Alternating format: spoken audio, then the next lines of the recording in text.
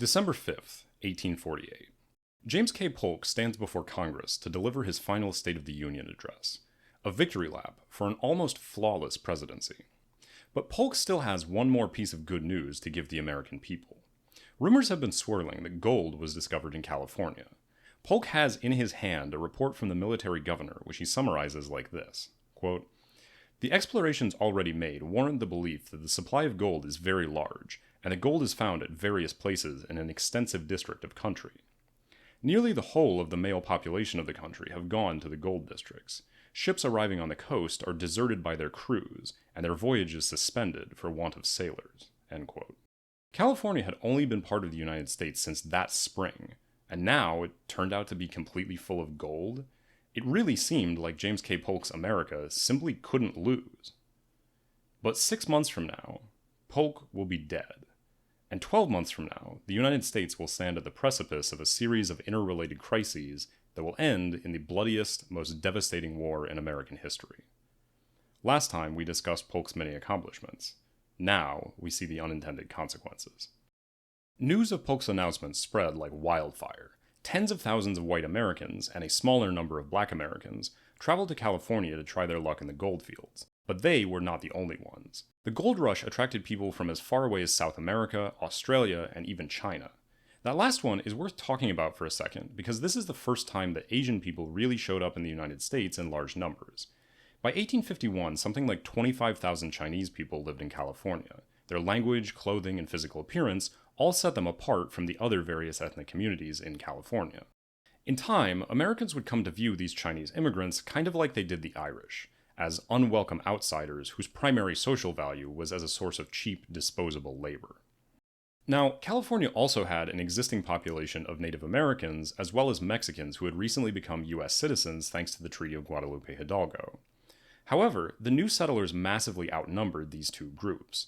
Before the gold rush, the city of San Francisco had a population of about 1,000. By 1850, that number was closer to 35,000. This would have made San Francisco a medium to large-ish city by East Coast standards, but in the context of the western half of the country, it was kind of unbelievable. San Francisco was literally bigger than Salt Lake City, Santa Fe, Galveston, San Antonio, Little Rock, St. Paul, and Burlington, Iowa, put together. Zooming out a little bit, California as a whole was home to just over 90,000 people, making it already more populous than some existing states like Delaware and Florida. But now that all these people were in California, what actually happened? Did they all find gold and become fabulously wealthy? Well, no. At an individual level, the impact of the gold rush varied wildly. A few people built massive fortunes, some went completely broke or died before they even got there, many more simply broke even or made a modest profit. However, if we zoom out again and look at this from the perspective of society at large, it didn't really matter what happened to specific individuals. One way or the other, California was pumping out money at a ridiculous rate, and sending a lot of that wealth back east. This massive flow of money, combined with massive population growth, meant that when California applied for statehood in 1850, Congress actually had to do something about it. So, you remember last time how I said that the issue of slavery in the Mexican Cession would probably take decades to resolve? Well, it turns out that Congress has to resolve that question now, 2 years later, because we're back even in terms of free and slave states, and California's new constitution officially bans slavery. The new president, Zachary Taylor, was adamant that California should be admitted immediately as a free state. This outraged the South so much that a group of pro-slavery radicals called Fire Eaters organized a convention in Nashville, Tennessee, to discuss the prospect of breaking up the Union. The conflict might have escalated even further, but you see, Taylor was a Whig, and that meant that he was required to die in office, which he did in July. His successor, Millard Fillmore, was about as impressive as he sounds, and the only thing that you really need to know about him is that he was willing to support some kind of compromise. Now, it won't surprise you to learn that Henry Clay laid out the essential terms of the compromise. However, in this case, the honor of actually forcing these bills through Congress went to a young Democratic senator from Illinois named Stephen A. Douglas. Keep your eye on him, because he'll be important later. Now, the final compromise of 1850 had 5 basic points. Number 1, California was admitted as a free state. Number 2, Congress set up territorial governments for the rest of the Mexican Cession. They put no restriction on slavery in these territories, which was noteworthy because some of this land was above the Missouri Compromise line and some was below it. The Compromise of 1850 essentially said that the Missouri Compromise didn't apply here, giving pro-slavery settlers free rein to spread the peculiar institution into New Mexico and Utah. Number 3. Texas settled its disputed northwestern boundary in exchange for debt relief. Number 4. The slave trade was outlawed in Washington, D.C. This should give you an idea of the power of the anti-slavery movement at this point in history. They finally had enough influence to get something explicitly anti-slavery through Congress, but in reality, this was mostly just a symbolic gesture. Slavery itself was not actually outlawed in D.C., only the slave trade, meaning that anyone in the capital who wanted to buy or sell people simply had to make an afternoon trip into either Virginia or Maryland and do their business there. On the flip side, the fifth and final point of the compromise was entirely for the pro-slavery crowd. It was called the Fugitive Slave Act of 1850. Now, the US had always had some form of law that allowed slaveholders to send representatives across state lines to recapture runaway slaves. However, under pressure from anti-slavery activists, free states had gradually passed laws that made it harder and harder to actually do that in practice. The new Fugitive Slave Act of 1850 rolled back that progress in a couple of specific ways. First of all, it increased the penalty for citizens who refused to help slave catchers detain alleged runaways. But secondly, it put the ultimate decision of whether alleged runaways were actually legally enslaved in the hands of federal commissioners. This meant that there would be no involvement from the state government and no trial by jury. There was no opportunity for the black person whose freedom was at stake to testify in their own defense. The slave catchers simply told the commissioner why they thought the black person was the one they were looking for, and then the commissioner made a decision. And if you have any doubts about how these federal commissioners were expected to rule in these cases, the law explicitly stated that the commissioner would be paid $5 for any case in which they ruled in favor of the black person, and $10 for any case in which they ruled in favor of the slave catcher. People in the North saw this as an attack on their state's sovereignty. I mean, what did it even mean to live in a free state if slave catchers could essentially kidnap any black person they wanted, and your local justice system couldn't do anything to protect them? Even worse, you were legally required to help the slave catcher if you didn't want to get fined. Abolitionists resisted this new fugitive slave law by increasing activity on the Underground Railroad, sometimes sending people all the way to Canada to avoid the reach of US federal law. Some communities took things a step further, establishing so-called vigilance committees to resist slave catchers by force if necessary. In one case, black Bostonians physically broke into a courthouse to release a fugitive named Shadrach Minkins before he could be returned to slavery. The National Park Service actually has a site where you can follow Minkins' journey to freedom, and I'll link to that in the description. Now, in the South, all of that anti-slavery resistance was seen as lawlessness, pure and simple. In modern terms, they might have called it organized gang activity. Abolitionists were openly celebrating themselves for committing federal crimes. In the end, the Fugitive Slave Act of 1850 was incredibly controversial in both the North and the South. Abolitionists and fire eaters alike used this issue to try and convince their more moderate neighbors that people from the opposite region were their enemies, and that compromise would never truly be possible. But growing social resentment is not an immediate crisis, so Congress just sort of patted itself on the back and moved on to the next thing. Now, California was still growing and still producing money, but it was a huge pain to actually get there. The obvious solution was to build a transcontinental railroad to connect California to the rest of the country. However, that was easier said than done. This railroad would have to cross the Rocky Mountains and thousands of miles of plains and desert. On top of that, Congress couldn't even agree on which specific route the railroad should follow. Whichever states the railroad connected to would make a ton of money off of commerce with California and would likely see a population boom as well. Every politician wanted the railroad to go through his state. In 1854, the government purchased the area around Tucson, Arizona from Mexico to open the door for a proposed southern route. This brought the borders of the continental United States to where they stand today, and we didn't even have to kill anyone this time, which is kind of neat. In the end, though, the southern route was rejected in favor of a proposal from Stephen Douglas that ran through Chicago. The problem here was that this route also ran through a bunch of unorganized territory west of Iowa. Well, no big deal, right? Congress could just set up a territorial government to help coordinate the logistics of actually building the railroad.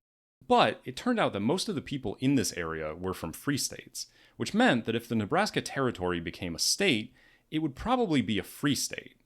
That made it difficult for Douglas to get Southerners to support his plan. But Douglas had a solution for that.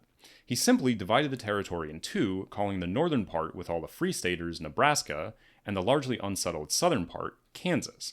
He could sell Southerners on the idea that someday Kansas would be a slave state. But the thing about that was that Kansas is above the Missouri Compromise line, which meant that slavery was already banned there. Well, Douglas had a fix for this, too. He proposed an idea called popular sovereignty. When Kansas or Nebraska was ready to apply for statehood, the people who lived there could vote on whether they wanted to be a free state or a slave state. Nebraska would be a free state, sure, but Kansas could still be a slave state. All the South had to do was send more people there than the North did. Douglas wrapped all of this up into a bill called the Kansas-Nebraska Act, which passed in 1854. Now, on paper, this was maybe not a bad plan. You could even say that it was kind of forward-looking, because it was putting the pieces in place for the next compromise, too. Kansas and Nebraska could theoretically become states at the same time and maintain the balance in the Senate. In practice, however, the Kansas-Nebraska Act became kind of an unmitigated disaster. The application of popular sovereignty explicitly set Kansas up as a battlefield between opposite sides of the most controversial political issue of the decade. On top of that, repealing the Missouri Compromise like this directly antagonized both sides from the outset. From the northern perspective, this land had been promised to them 34 years ago, and now the federal government had essentially stolen it and given it to the South. From the southern perspective, this deal had basically legalized slavery in Kansas and given the territory to them. That meant that any further anti-slavery activity in Kansas was an attack on the South and their way of life. To cap all of this off, Kansas had kind of the same problem that we saw with Texas last time. The US wanted this land to be settled specifically because Congress couldn't effectively control what happened there. That meant that when the battle between pro-slavery and anti-slavery forces started, there would be no one there to enforce any kind of rules. Settlers from both sides poured into Kansas, and it did not take long for things to go sideways.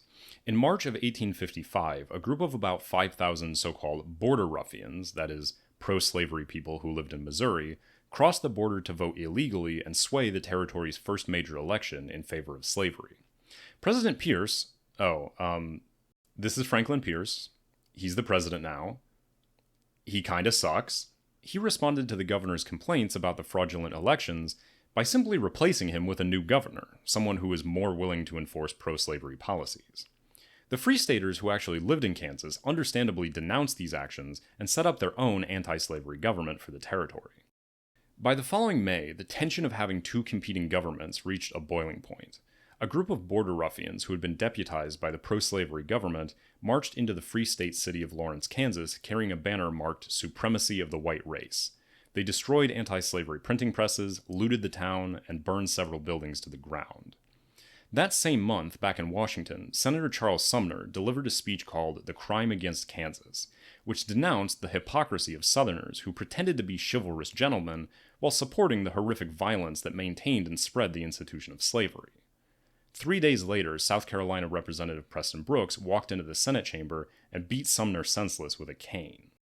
To give an idea of how divided American politics was at this point, both Brooks and Sumner would be re-elected, despite the fact that Sumner was too badly injured to even attend Senate meetings, and Brooks had publicly assaulted another government official in broad daylight. This is the environment in which a man named John Brown came into the spotlight. Brown was an abolitionist and a conductor on the Underground Railroad, but where many abolitionists were pacifists, Brown was not. He believed that the violence of slavery and the pro-slavery forces in Kansas justified a violent response. What was the blood of a few slavers compared to the suffering of millions of African Americans over the course of 2.5 centuries? In what came to be called the Pottawatomie Massacre, Brown and his men killed 5 pro-slavery settlers. This marked an escalation of the violence in Kansas, but these were not the first political killings in the territory, and they were certainly not going to be the last. Over time, something like 55 people, mostly Free Staters, would be killed, earning the territory the nickname Bleeding Kansas. And look, things seem pretty bleak right now, but there have been crises before and we've always found a way out. As long as the next major political event isn't some kind of massive unforced error that's going to inflame tensions over slavery even more, we should be fine. So what's next? Dred Scott was a black man from Missouri. He sued for his freedom on the grounds that his enslaver had taken him to Illinois and the Wisconsin Territory, both of which had outlawed slavery. He argued that as soon as he set foot in a free state, he became a free man. This case made it all the way to the Supreme Court, which issued its ruling in 1857. The Supreme Court held that Scott was not actually allowed to appeal to them in the first place. They argued that the Constitution clearly hadn't intended to extend any of the benefits of U.S. citizenship to black people. Chief Justice Roger B. Taney said that black people, quote, had no rights which the white man was bound to respect, end quote. The federal government was, however, bound to respect the property rights of slaveholders, which meant that it was not allowed to ban slavery, even in the territories. The Missouri Compromise, which had already basically been repealed at this point, was retroactively declared unconstitutional. 3 years earlier, the abolitionist William Lloyd Garrison had publicly burned a copy of the Constitution, because he believed that it was a fundamentally pro-slavery document.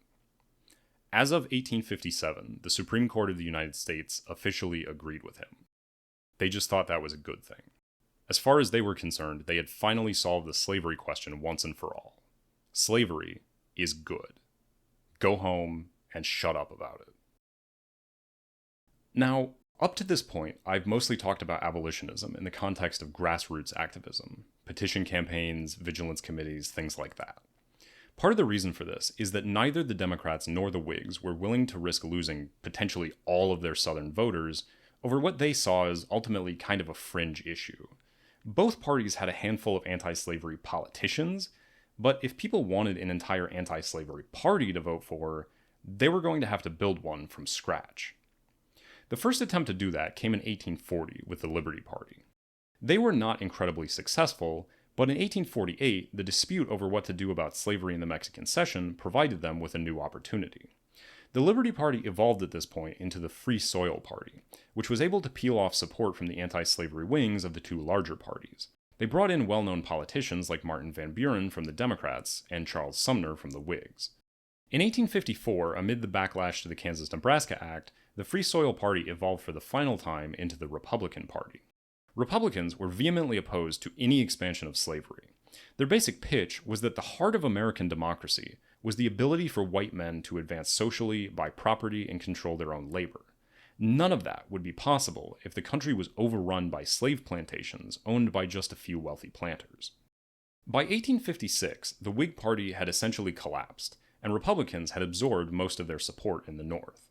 However, because of their stance against slavery, Republicans were never going to receive any support from the South. As a result, the Democrat James Buchanan won the presidency that year with the full support of the South, plus a handful of northern states. Buchanan's first year as president saw an economic crisis and the announcement of the Dred Scott decision. Under pressure from fire eaters in his own party, Buchanan also tried, and failed, to muscle through a proposal to admit Kansas as a new slave state. With the new president seemingly already on his way into the dumpster of history, the nation turned its attention to Illinois. There, Stephen Douglas was running for re-election to the U.S. Senate. He had agreed to a series of debates across the state with his opponent, an obscure former congressman named Abraham Lincoln. We're going to talk about the first of these debates in a little bit of detail, because I think it'll give you a better idea of what politics were really like at this point. First off, the anger and distrust that we've seen growing at the national level was on full display here. Both candidates accused each other of being part of some kind of conspiracy to destroy the country. Lincoln accused Douglas of being part of the slave power, a sinister cabal of slaveholders that Republicans believed ran the government from the shadows, with the ultimate goal of legalizing slavery nationwide. On the other side, Douglas accused Lincoln of conspiring to, quote, abolitionize the former Whig Party. And that actually kind of leads into the other point that I want to make here. This debate was not about tariffs or the bank or internal improvements. It was almost entirely about slavery. And more broadly, it was about the proper relationship between the white race and the black one. That's why Douglas wanted to associate Lincoln with the abolition movement. He wanted to convince the crowd that Lincoln was not just interested in containing slavery, he wanted to abolish it. He wanted to grant black people political equality. He wanted free black men to move into your neighborhoods, vote in your elections, serve on your juries, and someday maybe even marry your daughters. This is why Douglas and other Democrats often denounce their enemies as the, quote, Black Republican Party. That's not just black in the sense of evil, that's black in the sense of, they actually like black people? Don't you think that's kind of gross? Douglas even joked about this, saying, quote, I did not question Mr. Lincoln's conscientious belief that the Negro was made his equal, and hence is his brother. But for my own part, I do not regard the Negro as my equal, and positively deny that he is my brother or any kin to me whatever, end quote. Stating his own principles, Douglas said, quote, I believe this government was made on the white basis. I believe it was made by white men for the benefit of white men and their posterity forever. And I am in favor of confining citizenship to white men of European birth and descent, instead of conferring it upon Negroes, Indians, and other inferior races, end quote. Lincoln responded to this line of attack, quote, I have no purpose to introduce political and social equality between the white and the black races. I, as well as Judge Douglas, am in favor of the race to which I belong having the superior position. I have never said anything to the contrary. But I hold that, notwithstanding all of this, there is no reason in the world why the Negro is not entitled to all the natural rights enumerated in the Declaration of Independence, the right to life, liberty, and the pursuit of happiness. I hold that he is as much entitled to these as the white man. I agree with Judge Douglas. He is not my equal in many respects, certainly not in color, perhaps not in moral or intellectual endowment, but in the right to eat the bread without the leave of anyone else, which his own hand earns. He is my equal, and the equal of Judge Douglas, and the equal of every living man. End quote. Now, by modern standards, both of those statements are horrifically racist, right? You can still see, though, that of the two, Lincoln's is by far the more racially progressive option. Overall, I hope that talking about this debate gives you a sense of the state of politics at the time, and of how heated the topic of race relations could get, even within a free state. Remember, in Illinois, none of the people in this audience would have been slave owners. In the end, Douglas won this election, but Lincoln had earned the praise and attention of Republicans across the country. Going into 1860, Lincoln would become the Republican nominee for president. But that is still 2 years away, so we do have time for one more crisis if we're quick about it. Okay, so John Brown hates slavery, right?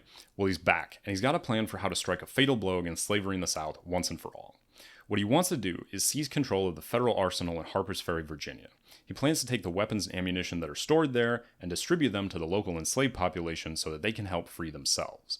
Brown hopes that more and more enslaved people will rally to his cause over time, triggering a widespread slave rebellion across the entire South. Now, this plan was not entirely unrealistic. Many of the specifics were based on things that had actually worked in Haiti. However, it is the 1850s now, and everything is always a disaster, so the plan quickly fell apart. Brown's men succeeded in capturing the arsenal and freeing a few people, but the widespread slave rebellion never materialized. Brown got trapped in the arsenal, first by the armed white citizens of Harper's Ferry, and eventually by a group of U.S. Marines led by some guy named Robert Lee. I don't know, he's probably one of those Chinese immigrants that I mentioned earlier. Anyway, after a shootout and an assault on the arsenal, Brown was captured and put on trial. This trial garnered massive media attention. Everyone across the nation needed to know what John Brown's deal was. This story was just too insane. But when he gave his statements, he didn't actually sound insane. He sounded like a man who was deeply committed to his principles, who had been and still was willing to die for them. In the North, men like Frederick Douglass and Henry David Thoreau gradually convinced the public that Brown was not a madman, but a martyr for the cause of human liberty. In the South, of course, the opinion was different. Brown was, in real life, the boogeyman they'd always accused William Lloyd Garrison of being. He wanted a Haitian-style slave revolt, and he had killed Southern men trying to start it. On December 2nd, 1859, less than 2 months after the raid, they hanged John Brown for treason.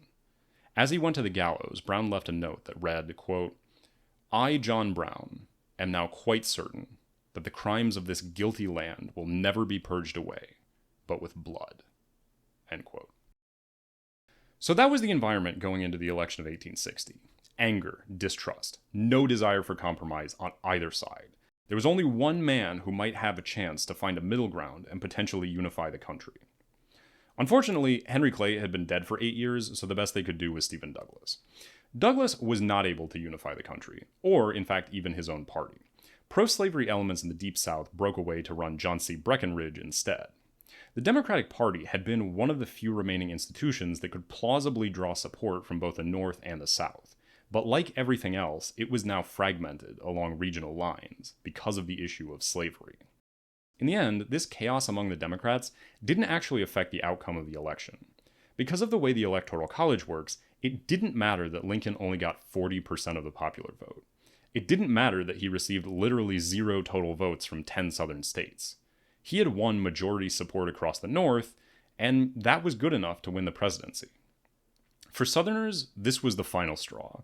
The North had elected a president who was explicitly anti-slavery, and in their eyes, that meant that he was explicitly anti-South. Fire eaters in South Carolina finally made good on their threat to secede from the Union, and over the next few months, 10 more states would follow them. Thus, the stage was set for the bloodiest war in American history. But all of that will have to wait for the next chapter. For now, though, I want to talk about why this matters in the 21st century. So earlier, I touched on the idea of political conspiracy theories. Modern politics give me a lot of options to talk about here, but there's one in particular that comes to mind, and I'll get to it in just one second. Before we do that, though, I want to remind you of something we talked about earlier. Lincoln's accusation that Stephen Douglas was part of a slave power conspiracy to legalize slavery nationwide.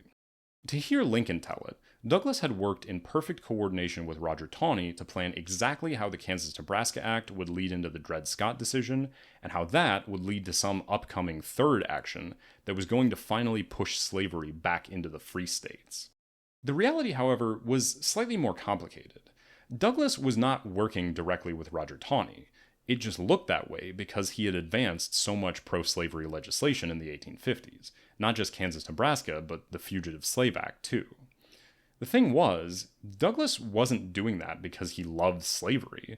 He was doing it because he was a Democrat. His party drew a huge chunk of its support from the South. If he wanted to get anything done at the national level, he needed the support of the planter class, and that meant that he had to support slavery at least part of the time. This wasn't a conspiracy. It was just the planter class using their political power to advance their own interests. That's actually American democracy working pretty much as intended. But if that's the case, then why does it matter whether we buy into conspiracies or follow the slightly more complicated version of events that I just described? Well, the answer is that conspiracy theories point us toward the wrong solution. If Douglas and Taney are just corrupt, evil individuals, all we have to do is get rid of them and replace them with someone who's less evil. But if Douglas and Taney are really symptoms of a larger problem with slavery as a political power structure, then replacing them won't do us any good. Whoever takes their place will experience the same political pressure that they did. If you want to solve the problem of slavery constantly expanding, you have to trace it to the root cause and get rid of slavery itself. So that brings us back to modern conspiracies. In October of 2024, a congresswoman from Georgia implied that this year's particularly devastating hurricane season was caused by the US government actively controlling the weather. Again, this offers a pretty simple story with a pretty simple solution. The government is run by evil people. We should just get rid of them, and then all our problems will go away. But, as you probably know, hurricanes are not caused by government weather machines. They're caused by the same natural forces that have been generating hurricanes for basically all of recorded history. And the reason why recent hurricane seasons have been worse than those of previous decades is because of climate change. We can't protect ourselves by just abolishing the Federal Department of Politically Motivated Hurricanes. We have to both acknowledge and then actually address the underlying problems of climate change. And that's the problem with conspiracy theories, or at least it's a problem with conspiracy theories. They distract you from what's really happening by just giving you an easy reason to be mad at someone. Don't let yourself be distracted like that. Figure out what's really happening and why, and then work to address it. That is the only way that anything is ever going to get fixed. So yeah, that's it for chapter 13. I want to quickly shout out 2 books by H.W. Brands that I referenced in this chapter. Lone Star Nation is an overview of the history of Texas, and The Age of Gold is basically the same thing for California. These books do a really good job of fitting all the pieces together so that it's obvious how these stories plug into the broader sweep of US history. They're also way easier to read than some of the sort of stereotypical doorstop history books. If you're interested in learning more, I think you should definitely check them out. With that, I'll say thank you for watching. Join us next time for Chapter 14, The Civil War, in which the country falls apart and then is hastily stuck back together with bubblegum, paper clips, and roughly 600,000 corpses.